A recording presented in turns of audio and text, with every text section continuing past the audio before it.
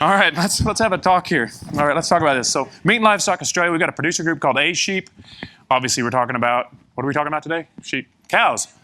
All right, and we have a beef group, and so we put forth a producer demonstration site application to MLA.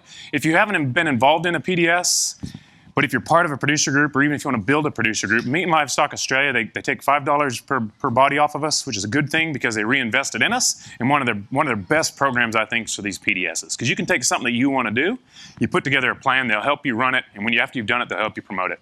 So Vetaquinol helped us get here. MLA helped us as well. So let's walk through this. Rightio, here's our cover slide. Thank you again, Vetaquinol. Here's my pointer. Integrating Fixed MI, Enoch Bergman. That's me. So these are the partners in research. So A-Sheep's my producer group. Meat and Livestock Australia with the PDS. ABS helped us out with some semen. Richard White that raised Arievale General and Arievale Bartel E8 and E7, if you remember those boys. Pretty well-known bulls. He gave us a discount on some semen, and Vetaquinol helped us out with these devices, with the Q-Mates. So we're able to, what it has is, in Esperance, I've been able to get, well, over half of my producers AIing, but there was still the other half that were kind of waiting and going, I'm pretty keen. And so when we put this PDS out, the deal was you had to have not AI'd before. Because what we wanted to do is show them. So, we got half of you guys are already AIing. And then I went to these guys and said, look, we've got some funding from Meat and Livestock Australia. They're going to give us, it worked out to $25 per property. Vetaquinol is going to help us out with the devices, and ABS is going to help us out with some semen. So it's not going to cost you very much. And what I want to do is show you that this might be worth doing. And it's proving all things. We're just going to find out, is it worth doing? And that's what this whole study is about. So we took the girls on this side, and we did everything with an even number, got AI'd, and everything that had an odd number didn't. And on the mating start date, the date that we AI'd, fixed time AI, mating start date, the date we start mating, the other girls went to the bull. 10 days later, we boxed them, and then they stayed together for as long as the producer wanted. I tried to get them to do it for 7 weeks, which will make sense in a minute. And then we followed them all the way through until the following preg test. So we followed them from their preg test, calving, calf mortality, heifer mortality, some weaning weights, and some rebreeding rates. Does that make sense? So this is really cool. Essentially, it's kind of like the butterfly in the Andes. It causes a cyclone up here. We're going to come in here and we're going to disrupt these girls. Because none of these guys were going to AI. I just called them last minute because the funding came through. We're going to hijack you ladies. And we changed the course of their lives. And what I want to talk to you about is, this isn't about the genetics. That part's cool. This is about how we change the lives of these heifers that we integrated in a fixed time AI program by setting them up to succeed. So a heifer that does well is a heifer that calves early without calving issues. She's more likely to get back and to calve again early. And guess what? If she calves early the second time, she's more likely to calve early the third time, and the fourth time, and the fifth time. And what does that mean? It means bigger weaners. And what does bigger weaners mean? Good stuff. That's right. This is easy. We're done. All right, let's move on. All right, let's go through it, because this is pretty cool. I love this stuff. So here we were, 50-50 based on the ear tag, 15 sites, about 2,500 heifers, a controlled mating system. So obviously a lot of you have different enterprises, but a lot of this stuff, it's worth listening to. What were our goals? Well, all PDSs are designed to take a procedure that MLA thinks is worth doing and talking other people into doing it. Does that make sense? So that was one of our goals. The other goals, we wanted to estimate the cost of integrating fixed time AI into your herd. And we wanted to estimate the cost of natural mating in your herd. Does that make sense? Then we were going to capture all the differences, all those things that change, things that we can measure, and things that affect your bottom line. Conception rate. What's a pregnant heifer worth versus an empty heifer? Calving intervention, et cetera, et cetera. And then work out a return on investment of that intervention. You with me? You guys loving it? It's going to be cool? Sweet. Rightio. Thank you, thank you. That's Q-Mate. Again, this is how they work. And these are the partners in research. These are the sires that we used. And the first year we used Leonardo L24, Broken Bow, and General. The next year we swapped out Leonardo for Keystone and still use General and Broken Bow. In the last year we used Keystone as a link sire and used Kicking and Command. Thank you, Bill Cornell from ABS and Richard White from Arievale. I really appreciated their assistance, as well as Vetaquinol for helping us out. Now, from some of the farms, and so here's just some that I threw up, and the reason they're kind of cool is I want to point out something as well. There's 2 producers there that have done a good job buying good bulls from a good seed stock producer. All 3 of them have. They're all good seed stock producers they bought from. And these are the breed plan figures of those bulls on those different properties, and that's the breed plan figures of the 3 AI sires we used in the first year. Why did I do that? Well, I just took it kind of like a mid-parent. I just averaged all their results so we could give you a nice little pretty graph like this. And so the yellow bars are where the AI sires hit. And I've inverted, normally on breed plan, you say you're in the top 1%. I've turned it around so it's 100% so it doesn't confuse people. And so as you can see, Generally, the AI sires, as you would expect, are the sort of bulls that usually you can't afford to buy. And they've got things that you want, and they have a bit more accuracy. And accuracy is important. If you're chasing, let's say you're trying to, you're trying to increase your rib and rump, and you buy a whole bunch of bulls that have good positive indices for rib and rump and breed plan, and you buy 10 of them and you put them into your program, and they all have an average of a certain level, you're probably going to achieve that. But the reality is one of them is probably going to be less than you want, and one of them is going to be more. But on average, because of breed plan and the good science behind it, you're going to get your outcome. Now, when you're doing that with calving these things, if breed plan gets it wrong, and this can happen, because what does breed plan do? Well, it estimates where the average is. And when a bull gets used for the first time, we know it from all of his relatives, and it finds the middle. And then with genomics, it moves it a bit. And then with more data, it moves better and better. But it's still in the middle. And then there's variation within the animal. And then there's the maternal side, right? So sometimes a bull is overestimated, and sometimes a bull is underestimated. Now, if you're a semen company and you're acquiring semen, which one are you going to buy to milk? The one that overestimates or the one that underestimates? Obviously, the one that's got good figures. So it's not uncommon for a bull to move. But what we're chasing here is high accuracy. These are sires that have had a few calves a few runs on the board. You got it? Oh, I've got to go to the principal. I'm sorry. You said you're talking too dang fast. Well, you need to listen faster. I'm just kidding. But all that stuff's really great. But here's what we're mostly chasing in this program: curve benders. So what we're chasing is calving ease. So there's your calving ease direct, calving ease daughters, gestation length, and birth weight.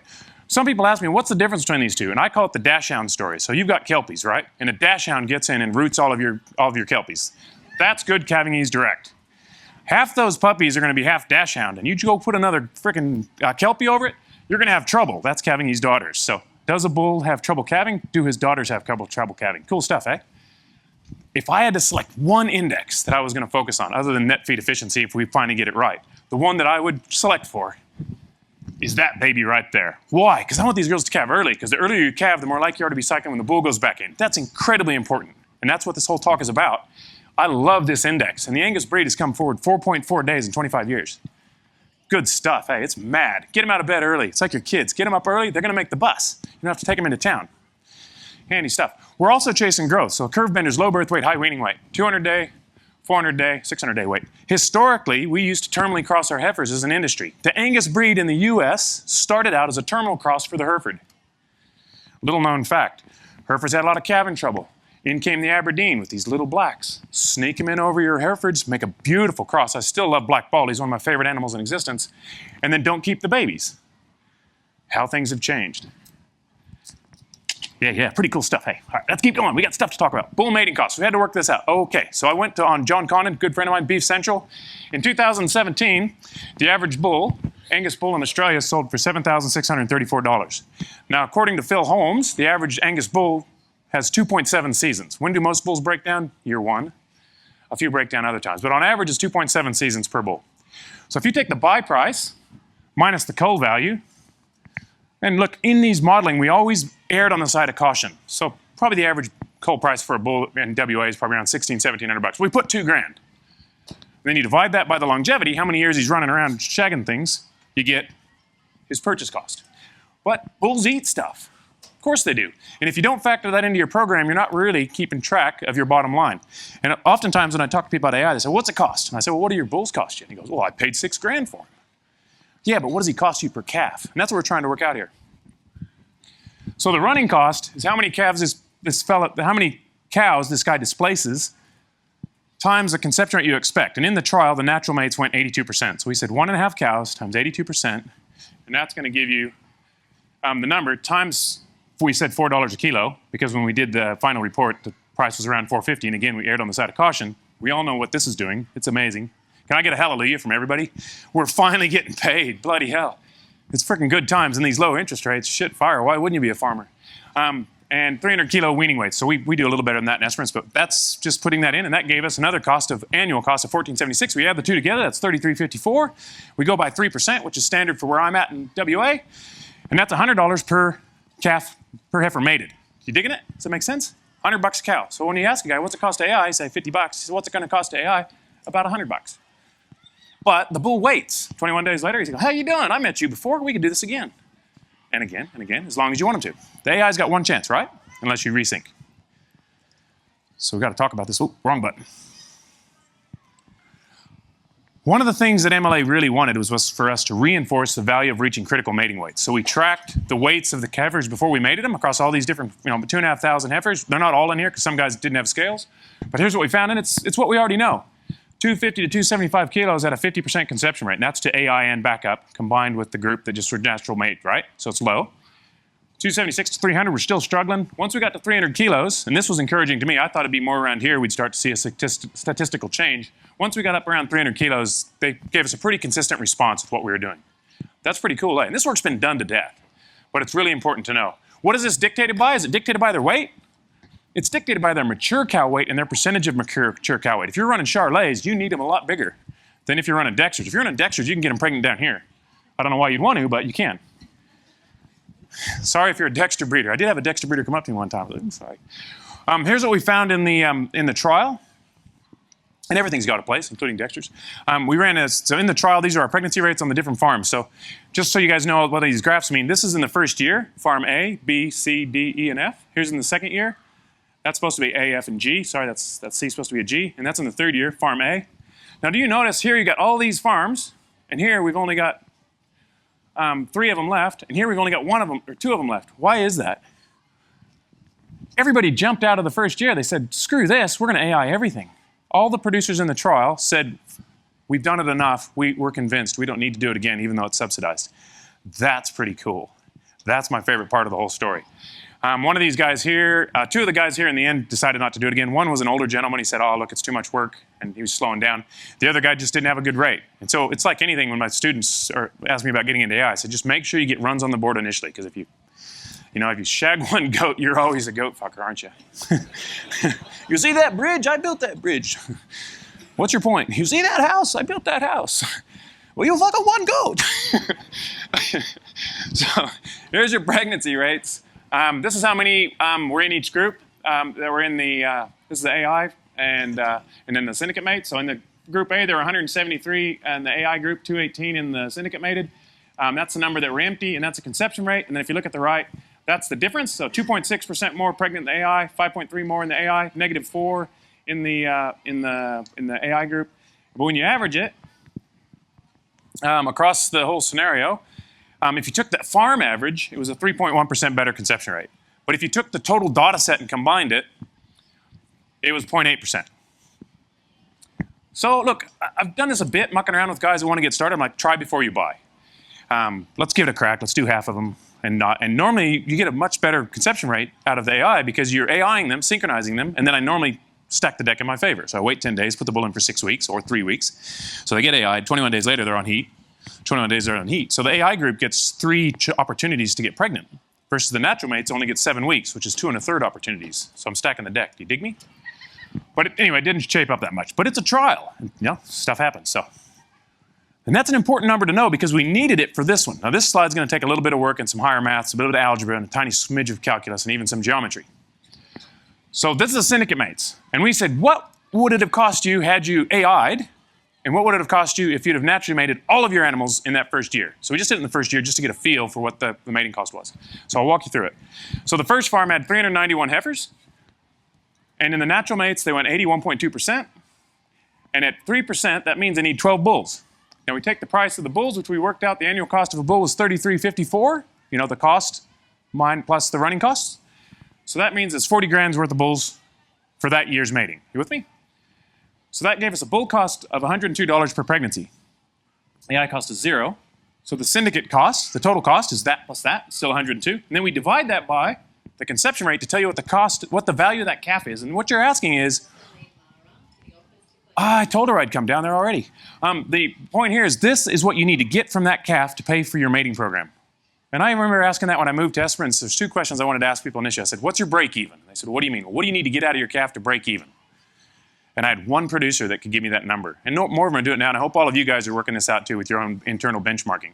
But another way of breaking that down is what do you got to feed the bastard, but what do you got to put into the bull cost? And this is your mating cost in a beef herd in Esperance for that particular producer, and it's pretty consistent all the way down the line. And it really depends on how many heifers you're mating. If you're mating like 20 heifers, the bull costs are a bit higher, aren't they? Okay, now we look at AI. Now when we AI, we don't back them up at 3%, we back them up at 2% because we picked up 60% of them, 50% of them, And they do come on in a hump, but we can pick them up at 2%. Gabriel Bow confirmed that, and there's been research trials on it. So if you look it up here on the top, we said, well, what if they'd have done all 391? That's the conception rate we got. We only need 8 bulls, so we got lower bull costs. We're down to 68 bucks. Then we've got our AI costs. How do we do the AI costs? Well, for each producer, we looked at the cost of their semen, their synchronization, my travel, and my time. Some of the guys are farther away from my clinic. Some guys I drove 150 Ks to get to, so their cost is a little bit higher. But we took all the costs of the AI program and put it into there and divided it by the number of animals that were AI'd. And these are the AI costs. And see, they're quite variable depending on, like this guy's pretty small, 49, and he was a long way from the clinic. So he had a pretty high cost. Plus all your leftover drugs, your leftover bone marrow and things like that. You can reuse, well, I can't talk about it. Well, I can because I'm a veterinarian. You can reuse these just like you can with all the other progesterone devices. So the next year the costs are a little bit less and you've got leftovers. So when we take that and that gives us our AI mating costs per heifer mated. Then we divide that by the conception rate that we showed, and that gives us our fixed time AI mating cost per pregnancy. Cool, eh? Now for some guys, like this fella here, he's only got 38 cows in the whole program. So he's going to use one bull regardless of whether he AIs or not. And most of my guys that have not many cows and they're keen on AIing, I just try to get them to keep more heifers and just mate them with one round of AI and that's it. Especially little guys that only have, say, 20 cows. And that, oh, I keep 3 or 4 heifers a year. Well, hell, keep 5 or 6 of those heifers. We'll do run round of AI and we'll run it like that. And I've got guys like that. Every veterinarian has a few guys like that. You got other guys that have 3,000 or 4,000.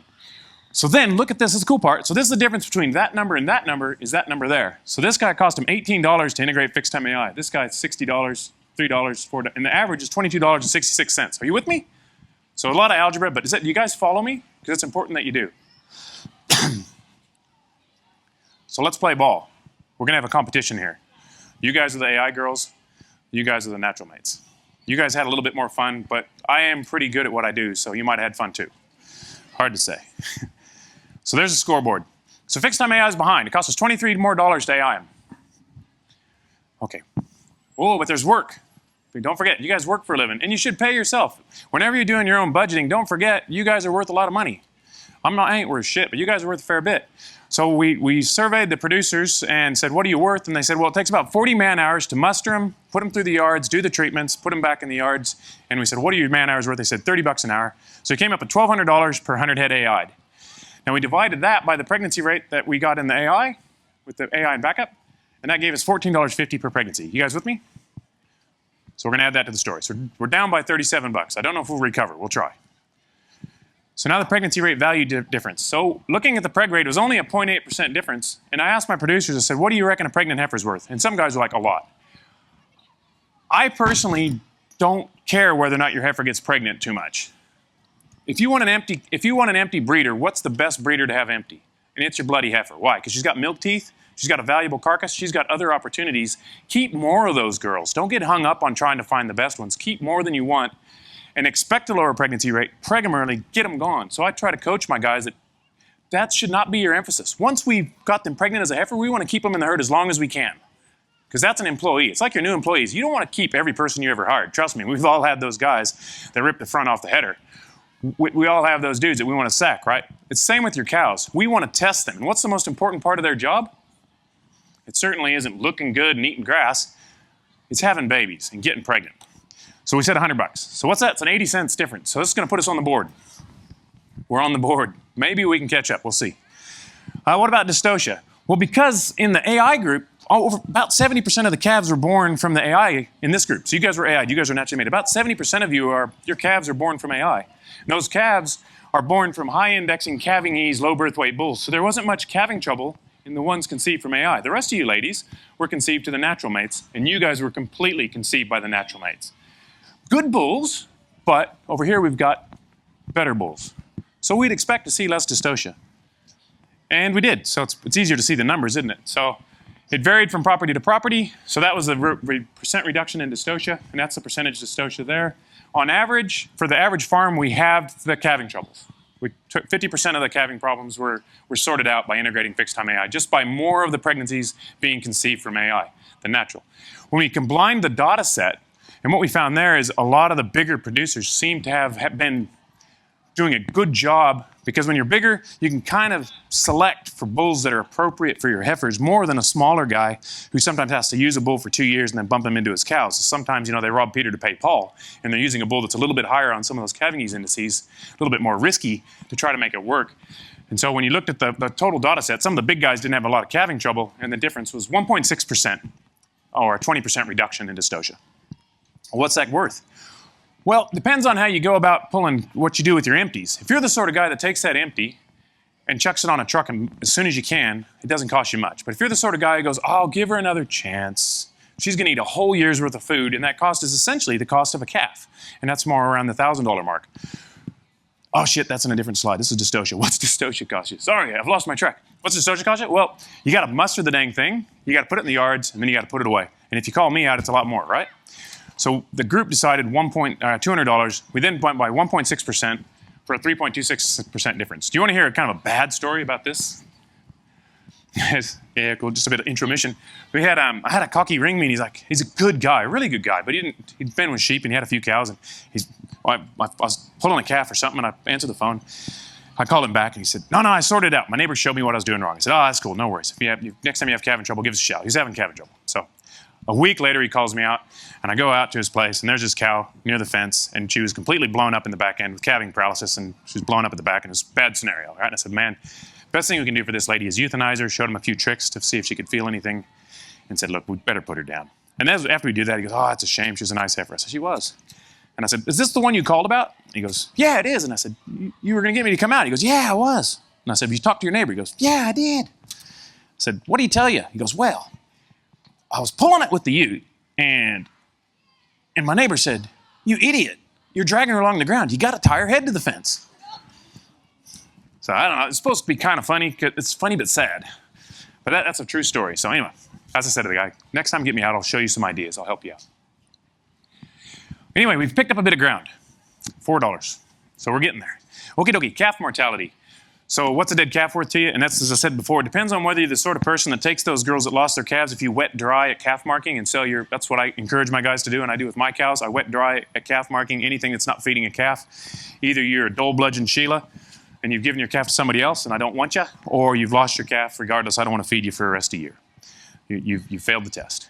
So that's calf mortality difference. As you can see, it looks pretty good there. When you look at the data, the average farm, we reduced dystocia by 60, reduced calf mortality by 60%. On average of the whole data set, we were able to have the calf mortalities. That's good stuff.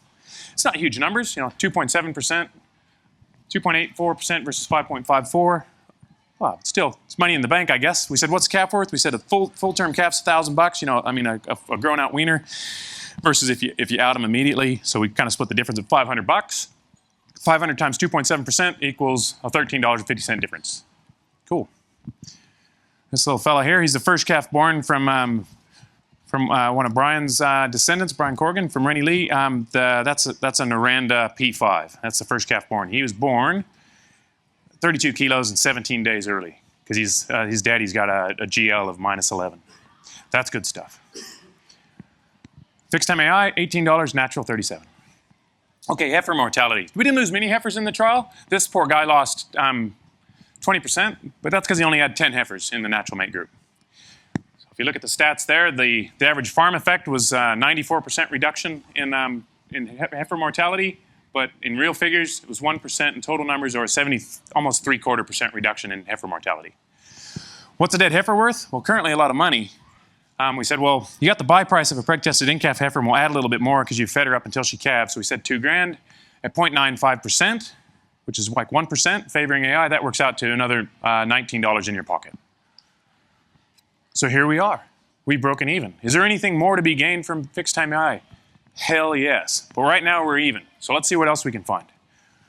Well, this is the cool thing about fixed time AI, right? So this is the due date according to Google, right? 283 days. And the Angus breed has gone to -4.4, so the average Angus is actually about right here. The girls that were AI, that's him here, and this is the entire data set combined. Of all the ones that we had calving dates on, because sometimes people didn't catch it, was 1,579 animals in this graph. The red ones are the natural mates. So here's the AI calves in your normal distribution from when them conceiving, like they're conceived 283 days before this, and this is their distribution.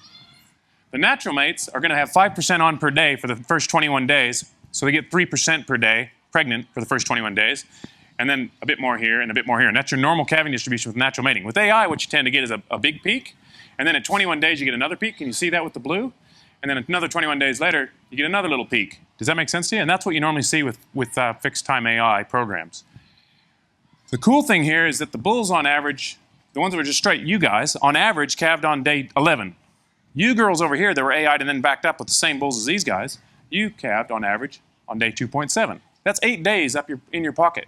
8 days, and those 8 days are critical and have a huge impact on your future profitability. This was done by Cliff Lamb at Texas A&M University with our data. So he did these stats for us. So very good statistical analysis, showing the numbers are very good, very tight.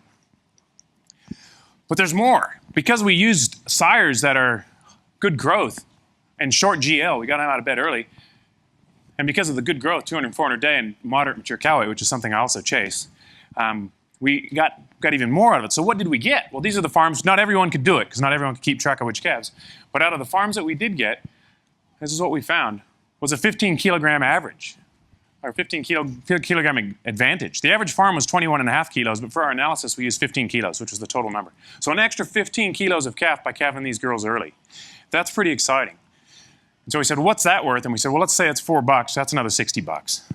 So all of a sudden, we're starting to hit some home runs. We're starting to get right out in front here. And then this is the most important part of the whole story. And if you look at the ethos behind me doing this and the drive for me as a veterinarian, again, my focus is getting these girls to get back in calf early to calve as a second calver, having already weaned a good calf and being in good condition. Those 3 criteria make me happy. And so when you look at the distribution of the calves, this is day 0, 64% of the heifers have already calved by the due date in the AI group versus only 21% here. Now, a cow takes on average 55 days after she calves to get her uterus involuted to where she can get back in calf. A heifer takes another 30 days. That's 85 days. They're pregnant for 280 days. 280 plus 85 is 365. So the point of this is, in cows, the cows that calve in the first 30 days of the calving season, on average, are cycling when the bull goes back in as long as they're in good nutrition, in a good plan of nutrition and good condition. Does that make sense to you? The first 30 days. And that's where about 70% of your cows normally live in your calving distribution. In the cows. Heifers take an additional 30 days. So really, if the cows are mated at the same time as the heifers, none of the heifers are actually cycling when the bull goes in, on average. Not many, because they need more time. They need 85 days. So what I used to do in Esperance and still do is try to get people to calve a little bit early and a little bit shorter. Cut that tail end off, because they're going to be the empties next year. Well, we can do that with AI as well. We've brought them all over here so that there's better success the following year. And this is what we found, a strong correlation in a better pregnancy rate. So we got 2.7, the average was 4.5% more pregnancies in the fixed time AI. The girls that were AI'd this year, the following year, 4.5% more were pregnant than in the other group. And when the total data set was 2.7%. So that's another $27 on that $1,000. To me, a pregnant first calf heifer is worth $1,000 more than an empty, because now she's cut teeth, she's not milk toothed anymore, her carcass value has declined. It's the biggest tragedy of all is an empty second calver. They just really drive me nuts. And so there you go. That's what we came up with. And that, to me, is motivational to me. And I hope it's motivational to you. But that's just the first year, guys. That's just the first and second year. That's just the first 2 years. How long do your cows stay in your herd? So these are the talks I normally get, building a better cow. And there's a whole bunch of stuff on microminerals and plane of nutrition and protein and worms and everything else. But we're not going to bore you with that stuff. I've just grabbed a few slides out of it. So what's the perfect new cow? Well, perfect new cow is a 3-year-old animal that is calved in the first month of the calving season, having already weaned a good, healthy calf, and she's in good nick. And how do we get there? Well, like everything, you got to look after the young. You got to look after these ladies. You give them the best of the best. Then you preg them, and if they're not pregnant as a heifer, you sack the bastards. Just like that new employee, you spend lots of time showing him how to get through that gate. When he tears the front off, you sack him. So we're trying to get these 3-year-olds to calve early. And how do we do it? Well, again, it takes a cow 55 days, 80 days. So the point is that heifers that conceive at the same time as a cow, let's say you got a cow in the paddock and a heifer, and they both get pregnant on the same day, that heifer is going to be pregnant 20 to 30 days later next year on average, just because of what heifers do. They're still growing. They're cutting teeth, so they're almost like a broken mouth in reality. You know, they cut those 2 front teeth. They're like a broken mouth cow until the rest of their teeth come in, and they're building calcium. They need more protein than a cow. They need probably 16% protein rather than just around that 15, 14. And the heifers that get pregnant late are generally your empties. And that's a tragedy. So this is freaking life-changing stuff. This is awesome. This is Cushman. This was done in Miles City, Montana. Big study. It was a twinning study. So when they just tracked this farm, they tried to work out whether or not producing twins is heritable. I don't even know what they found. But Cushman went back later and said, we have data from these girls. We looked at them for like 10 years in a row. And we have data from when they calved as a heifer. So we categorized them as 3 groups. So I'm going to pretend there's another group out there in the playground. You girls calved in the first 21 days in the first year. You girls calved in the second 21 days in the first year. And those gals out there calved in the last 21 days. And then they said, what'd they do the next year? So same girls, you guys don't mix up. The next year, you girls were 93.5% pregnant. You did really well as first calvers. You gals here were 87%. And those girls out in the playground, they were down around that 82%. Cool, eh? Well, hell, in this year, 3 years down the track, 4 years down the track, 5 years down the track, 6 years down the track, it wasn't until 8 years later that you girls started having the same conception rate. Just because you got early kin calf as a heifer, it paid dividends for 8 years. Better conception rates, which meant that more of you were around. Why did they start to normalize? Because a lot of the girls out in the playground are gone. They got their heads cut off because they were empty. There's only 40% of them left. This far down the track, there's still not 60% of you guys. So 50% more of you are still in the herd because for no other reason than you calved in the first 21 days. That's amazing. That is really, really cool stuff. But what does that mean? Bigger wieners. And the same deal. They tracked the calves out of every one of these calves, and it wasn't until 8 years later that your calves were the same size as your calves. And what in the hell makes us money? In the study, they found an animal that was in the first 21 days, compared to these girls, weaned an entire additional calf in their lifetime in weight. That's rad. That's really cool stuff. That's life-changing. That's why I want to integrate fixed-time AI in every commercial cow herd in Australia if I can get a hold of them. It's an opportunity.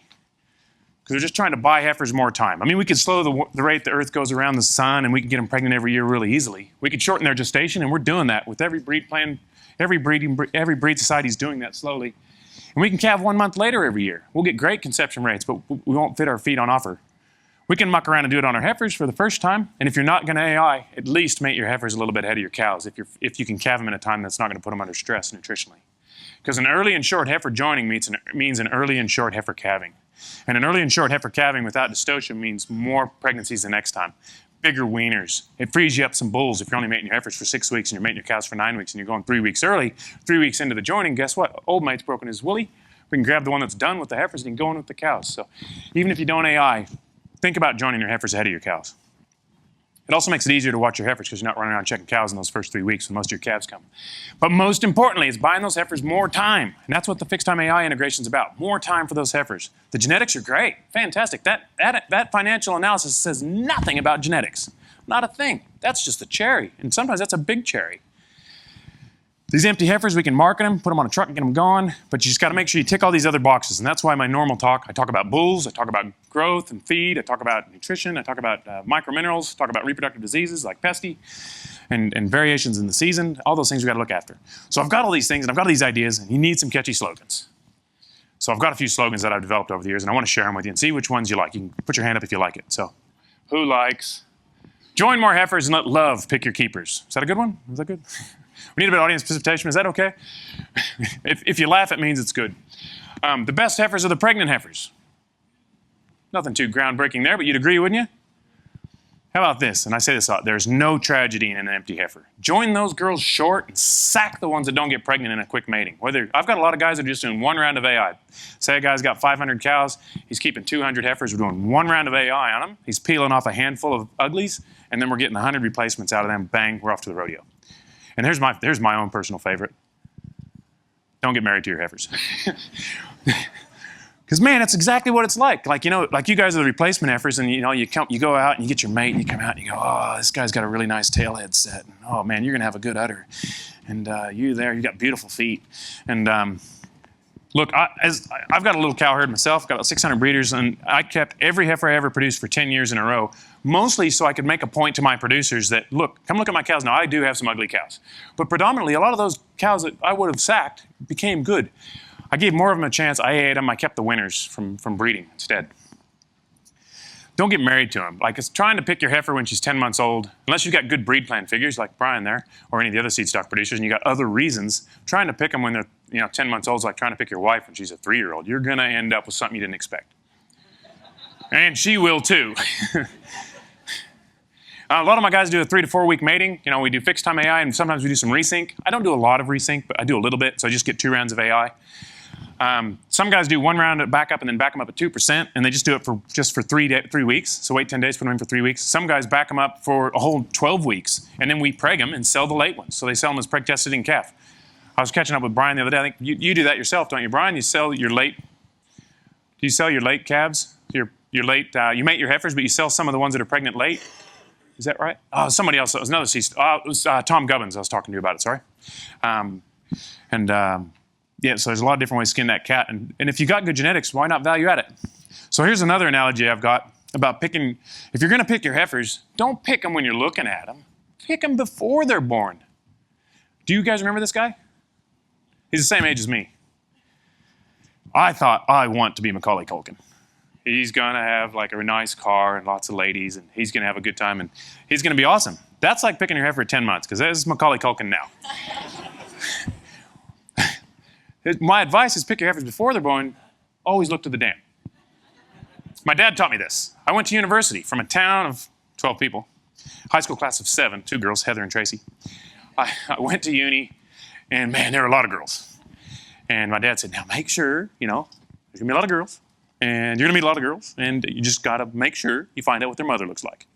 Worst freaking advice I ever got. I think he wanted to be celibate for life, because that is a hard thing to work into a date with a Sheila. Hey, how you going? What's your mom look like?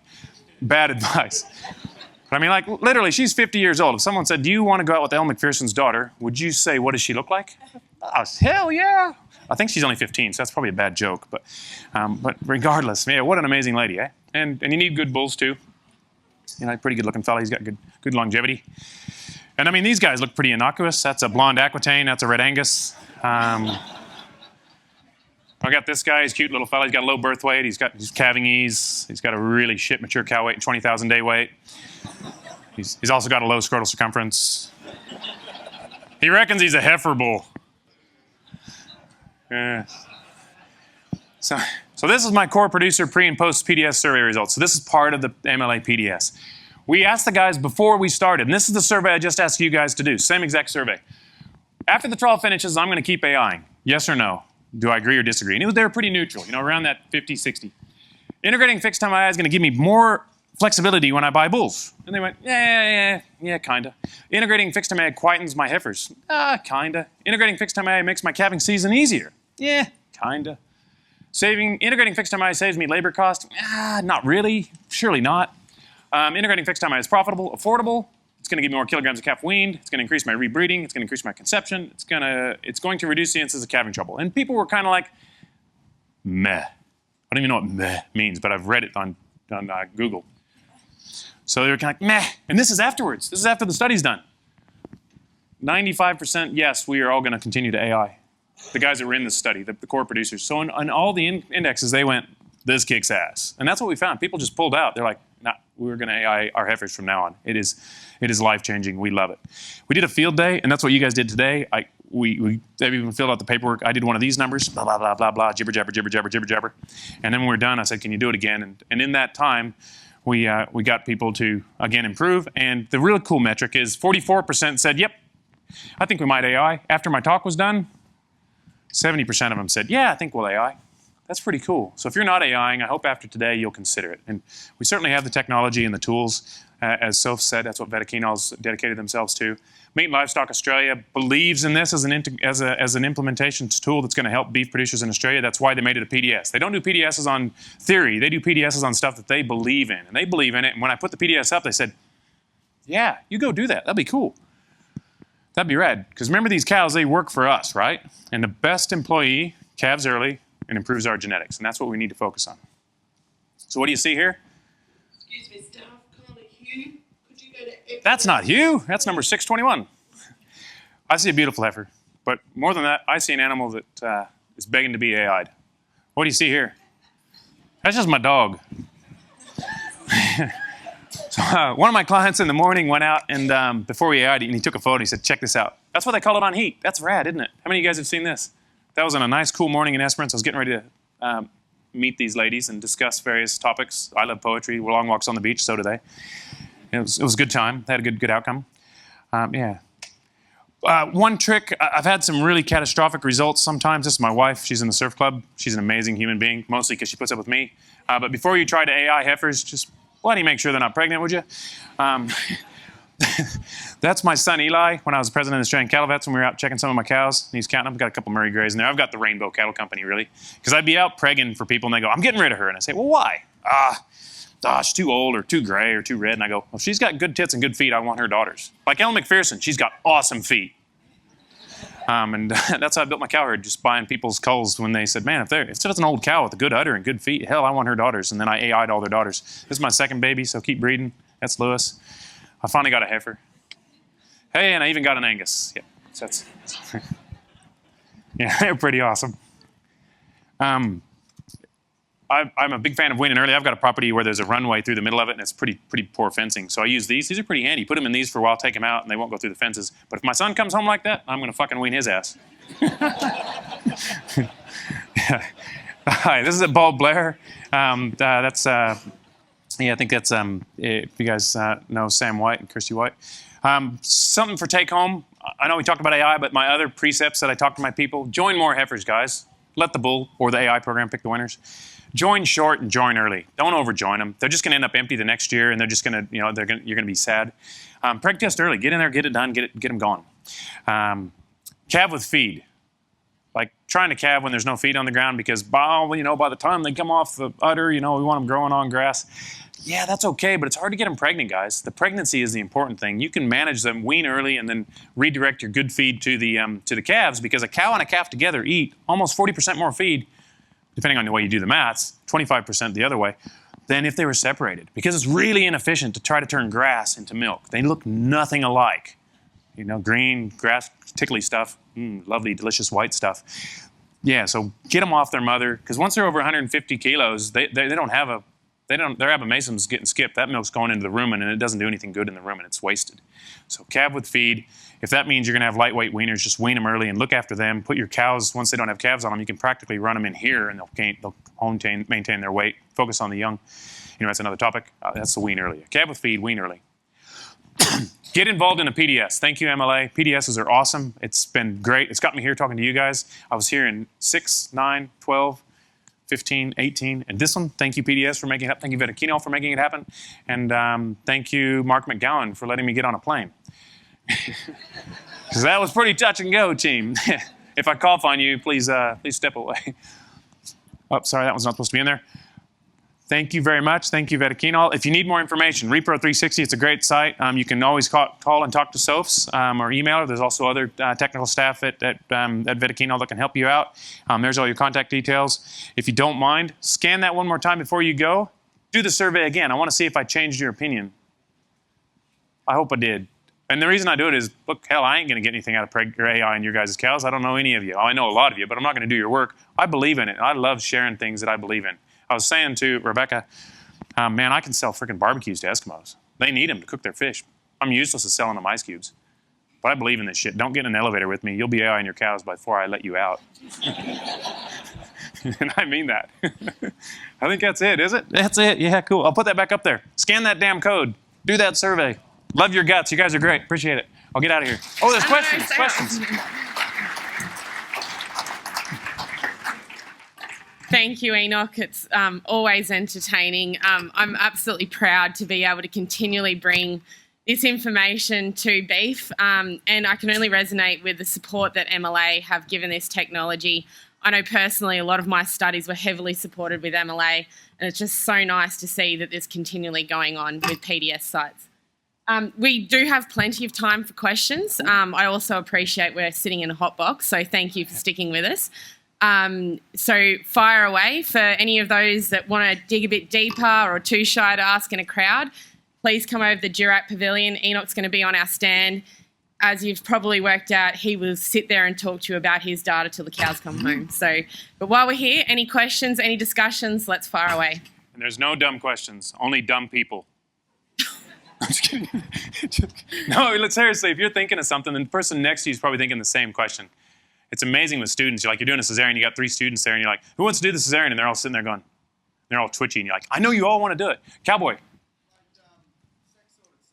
Yeah. Yeah, it's getting better and better. Okay. So the original sex semen was through essentially a drafting gate and was based on the weight of the semen, and they used electromagnetic forces to push it. There was a guy, he was Australian and American. He had a wife in both freaking countries, and he was at Colorado State where I was at. And so we went, and I was familiar with the XY genetics in the early days. I think he sold up, and then ABS has one where instead of drafting, they just kill one of them. They're like, it's getting better, and the way they're making it where it's easier to get is just duplication. So the rooms where they're doing it, there's just bunches of machines because it's still one cell at a time. Conception rates are a bit lower, the reason is because of the process of doing it, and also the concentration of semen in there probably doesn't last as long in the uterus. So when I do a sex semen program, I'll still synchronize them fixed time AI, and then whatever comes on, I'll use the sex semen, and whatever doesn't come on, I'll give them your GnRH product, CattleMate, and I'll give them just conventional semen. So I don't use sex semen on the ones that don't come on their own. So what the GnRH does, the program that I use, just out of interest sake, I put in Cumate in intravaginal progesterone device. I give them a shot of estradiol, which resets the follicular wave. As long as we've got it in Australia, keep using it. If the EU won't use it, tell the EU to get. Sorry. You can also use CattleMate GnRH, which does a similar thing. And then what I do is a week later I give them a shot of prostaglandin, and that's going to get rid of the CL. And now they're wholly reliant on this Cumate for their progesterone support. And this is what I do. Different cats for different. And if you're northern stuff, talk to Sophs. There's a lot better programs for northern stuff. But on my British guys, I then pull this device out, put a sticker on them, and then 48 hours later I AI. And so I'll break. If I had 400 cows to do, I'll set up my first 200, at 8 a.m. and I'll do my second 200 at 1 p.m. And then anything that's not on, I'll give them a shot of CattleMate, and I'll go ahead and AI them. Yeah, was that your question? Yeah, that's the first part of the question. Now, the second part of the question is, first calf heifers, you believe put them on a nutrition program, so essentially feedlotting them, put them on rising pain. It's I've done a bit of AI at feedlots where I developed a model where I was like, we need more breeders. We've got all these beautiful cull cows that are going to feedlots, and they're great genetics. And the people that I work with know the genetics of those animals in the feedlot, and so they would like to be able to capitalize on those genetics rather than just cutting their throats. So we had this plan where we would synchronize them in the feedlot and then AI them and then preg test them, and anything that wasn't pregnant because it was a backgrounding window, they would just be redirected to the feedlot. I was talking to Darren Hamblin, and that's what he's doing with his Waggy program. Similar sort of a gig. Great guy if you ever run into him. He's on the Country Hour this morning. But the thing about the feedlot is you want them on a rising plane of nutrition, and it's pretty easy to have a few disruptions there. Also, there's a lot of stuff going on there, a lot of different animals coming in. So I've had some great programs in feed yards, and I've had some bad programs in feed yards where I just don't know what the hell's going on. They look good, they cycle well. I find myself AIing in a feedlot setting is more frustrating than AIing on grass. So with that guy in particular, who's a good mate, I say, well, why don't we do it in the backgrounding area, where we've got animals more roughage, and we're supplemental feeding them with silage and things like that. And so I kind of try to keep that's kind of what I do, but I don't do a lot of it. Most of mine are grass boys, but you're dead right.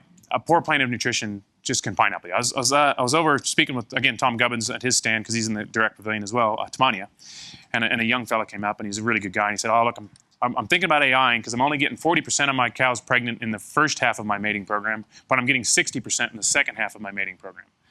Natural mates, and I did this heifers. And I said, man, I don't think you want to AI those girls because they're not getting in calf like they should. You should get 60% per 21 days at the front end. And if you're only getting 40%, you've got an issue there, either in your plane of nutrition or in the critical mating weight of those females. You need to address that first before you go trying to find a silver bullet. Because, it's like that guy that says he's not going to do it. He had a bad break. But he divided his heifers up into the groups that he was going to do, and he managed them separately before I got to him. And one of them was close to the yards, and there wasn't much feed there. And the other group was further out. And when we weighed them for the critical mating weight stuff, they were 40 kilos heavier than the natural mates. And it just pineappled the whole program all the way through. And he's like, nah, I don't think I'm going to AI. It didn't really work out that well. He still had reasonable figures, and he probably broke even. But he was like, nah, not really for me. And I was like, dang it. Well, he kind of screwed it up. But you don't want to blame that, but it would have had something to do with it.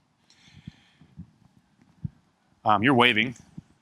All right, I'm going to start picking on you guys. I'm just going to randomly choose someone if someone doesn't raise their hand. I do this with students. You there, you've touched your glasses. Have an hour, 25 now. Anybody else got a question, or did I actually tell you everything you need to know? Cowboy.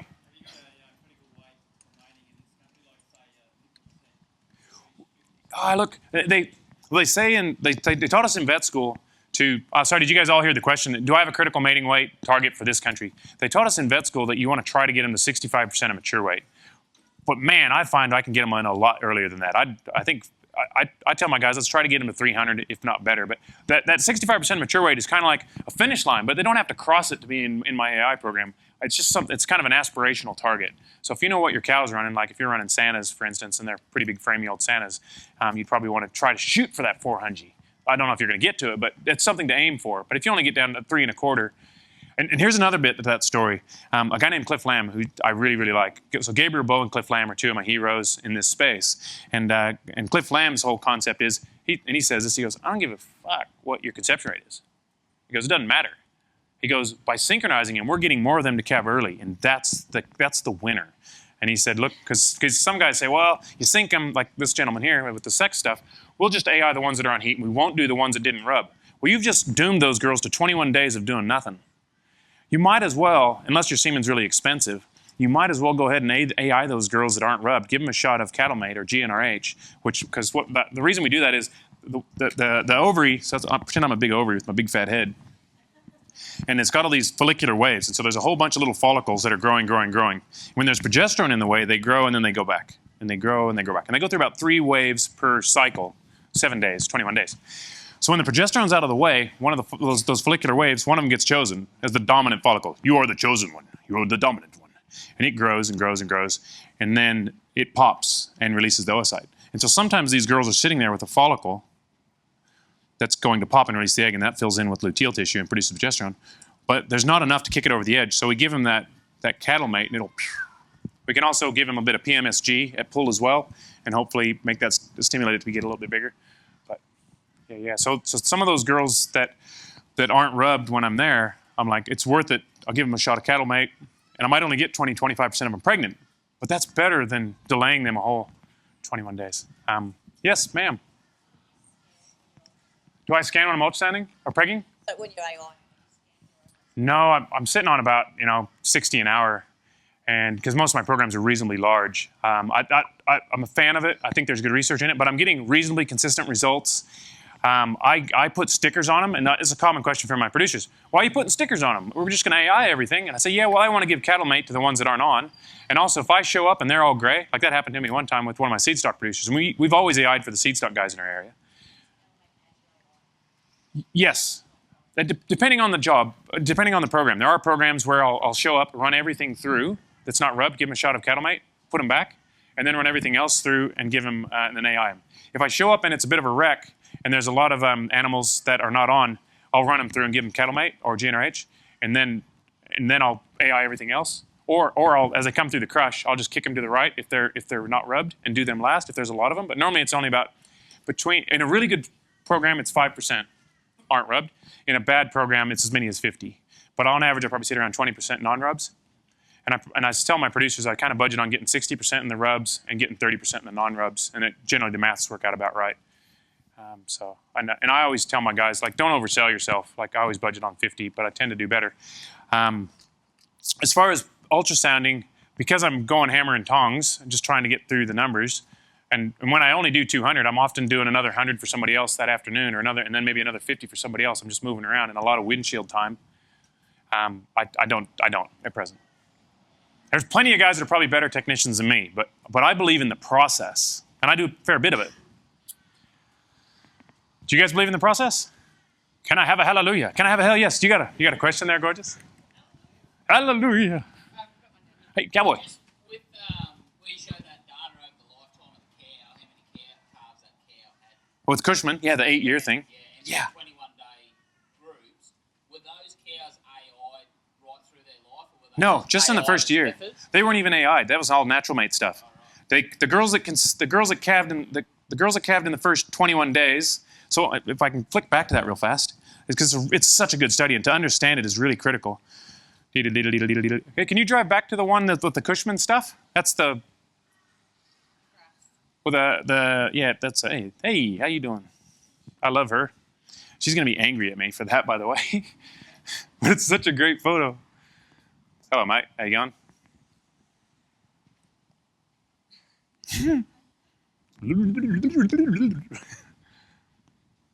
Hey, there you go, brother. Go down to the next one, please.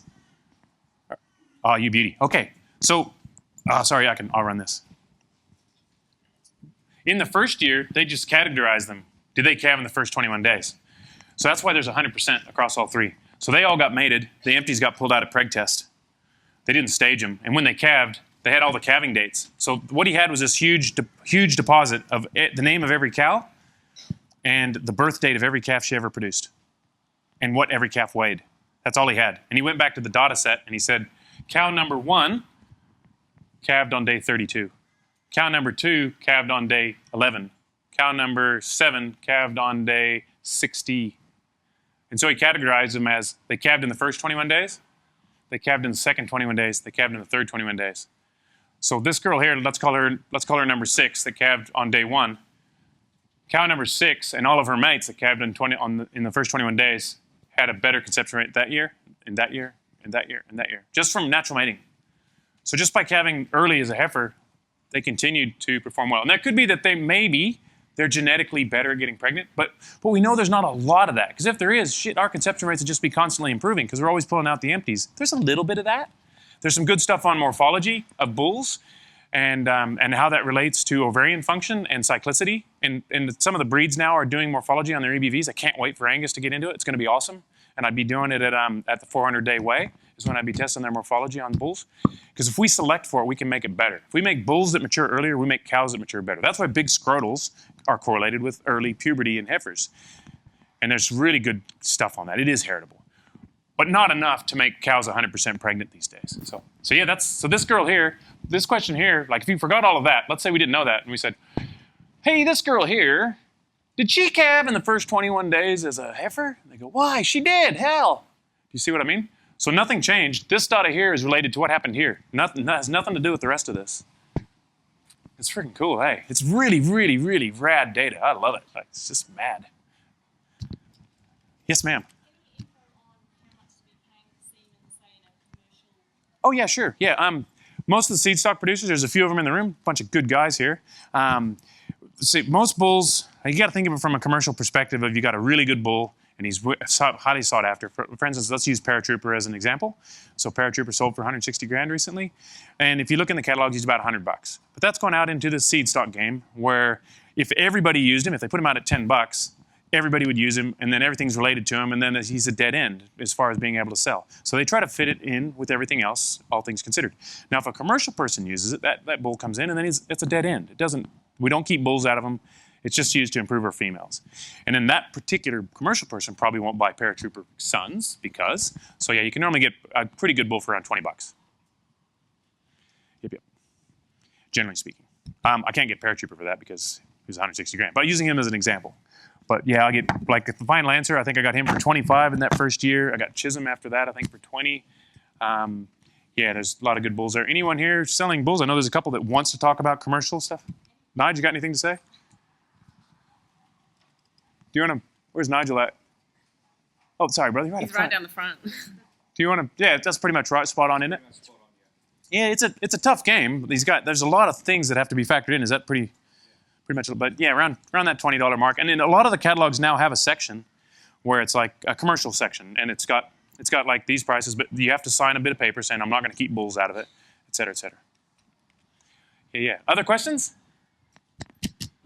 Anybody got a good joke? I already told my only joke.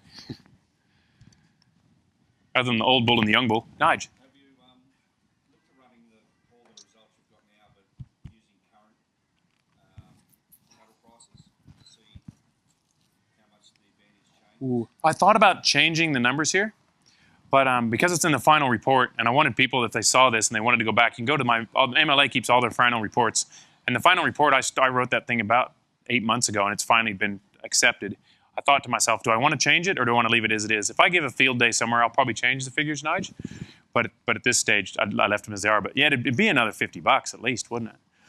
Because what's a pregnant heifer worth, team? right, let's go back for fun. We have a little bit of time, do we? How are we going for time? Who wants to get the hell out of here? Another 20 minutes. We got another Anyone who wants to stay, stay. If someone gets up, I will not consider it rude. I walk out on myself all the time. Let's go back through this stuff and we can change some of these figures. Because we can do the quick maths. It was the only thing I was good at in school. It was good enough to get me into vet school, luckily. Oh, man. That's about the best sound in the world, isn't it, team? That is rain, isn't it? Yep. So what's a pregnant heifer worth to you guys compared to an empty heifer? We said $100. Do you have a number that comes to mind, team, that we're happy with? How about let's play a bit of a game. Put your hand up if you think, if we go too high, drop your hand, okay? So, sorry, everyone's got to play. Everyone put your hand up. We're going to start at $100. How am I going to start at $100 now here? $100 now. Okay, let's go 2. Who says it's worth $200 more to have a heifer? How am I going to get 200 now? Give me 3. Tell me, I'm down to come on. Give me that 200. I got 3. How am I going to 3 now? Okay, let's call it $300. All right, cool beans. So that means $3 here instead of $1. You with me? Sweet. Okay, so there's another $2, Nige. This is good. I did pay and ask Nige to do this, by the way. What about dystocia? What's a dead calf worth to you guys? So, calving intervention. Do you reckon 200 is a bit high or is about right? Do you guys, 200 is good? 200. So, arm up if you think 200 is too high for dealing with a calving. Arm down if you arm up if you think it should be more than $200. Oh, that's in the cow mortality. So we kept them separate. So the cost of getting out and helping her, but the heifer mortality is a different one. So we kept them separate. So 1, helping her, 2, dragging her to the dead pit. So you guys think people are thinking more like $300? How about 400? Anyone? Well, that's in the dead calf thing. So we've got the number on that. So, but that's in the dead calf bit. Just the cost of dealing with the dystocia. The time for you to take the cow, get her to the yards, pull the calf, sort shit out, get her back to the sheds. Is what. So let's say it was $300. If it's $300, then that $3.26 turns into exactly $4.73. Wahoo! Calf mortality. Do you reckon a dead calf's $500 cost? That's what you said. $500. Is everyone pretty happy, comfortable with $500 for a dead calf?